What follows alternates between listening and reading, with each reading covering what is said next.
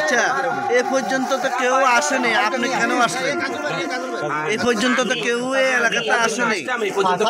সেটা বড় কথা, আমি মানবিক কারণে আমি এই অঞ্চলে মোমিনপুরবাসী অবহেলিত এবং এই অঞ্চলে পানিবন্দী মানুষ বেশি। এখন এই অঞ্চলে মনে করেন যে বিএনপির এবং জাতীয়তাবাদী সমমনা বেশি এবং সাধারণ জনগণের জন্য ত্রাণ পৌঁছে দেওয়ার জন্য আসছি। এবং আমি আসার পাশাপাশি সবাই আসার জন্য চেষ্টা করেন এবং সবার প্রতি উদাত্ত আহ্বান থাকবে।